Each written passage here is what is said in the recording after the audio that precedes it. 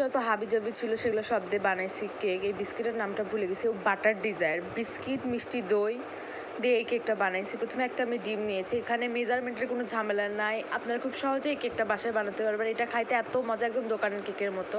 একটা ডিম নিয়ে ফেটে নিয়েছি, এর ভিতরে আমি 2 চামচ মধু অ্যাড করেছি, তারপর বিস্কিটগুলোকে ব্লেন্ডারে দিয়ে এখানে 3 প্যাকেট বিস্কিট নিয়েছি, এটাকে আমি গুঁড়ো করে নিব, তারপরে এটাকে ডিমের ভিতর দিব। দেখি যে ডোর মতো হয়ে গেছে, তো ভাবলাম যে এখানে লিকুইড কিছু ইউজ করা দরকার। 2 চামচ তেল দিয়েছি, তারপর আমি একটু গুঁড়ো দুধ পানির সাথে গুলে এখানে অ্যাড করে দিয়েছি, এটাকে ভালো করে অ্যাড করবো আমি বেকিং পাউডার অ্যাড করার পর মনে হলো যে আমার ফ্রিজে তো মিষ্টি দই আছে, তার 2 চামচ মিষ্টি দই অ্যাড করে দিয়েছি, মানে যা ছিল বাসায় সব অ্যাড করে দিয়েছি। তারপরে আমি একটা ওভেন প্রুফ বাটির ভিতর কাগজ কেটে নিয়ে এখানে অয়েল ব্রাশ করে নিয়ে কেকের ব্যাটারটা দিয়ে আমি এখানে, আমার মাইক্রোওয়েভ আছে, আমার ইলেকট্রিক ওভেন নাই বাবা বাসায়, আমি মাইক্রোওয়েভে প্রায় 4 মিনিটের মতো এখানে আমি বেক করে নিয়েছি। ওপরে চকলেট চিপসও দিয়েছিলাম। তারপরে দেখুন কেকটা কি সুন্দর সফট হয়েছে।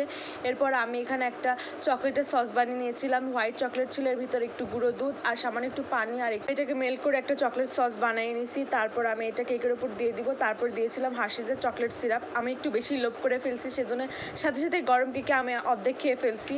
এটা ফ্রিজে রেখে সেট করে নিয়ে খাওয়া উচিত ছিল। পরে যখন বাকিটুকু ফ্রিজে রাখছিলাম সেটা দেখতে আরও অনেক সুন্দর হয়েছিল। উপরে চকলেট কেকটা বানিয়ে দেখবেন, এখানে আটা ময়দা বা মেজারমেন্টের কোনো ঝামেলা নেই। রেসিপিটা কেমন লাগলো জানাবেন। ধন্যবাদ সবাইকে, আল্লাহ হাফেজ।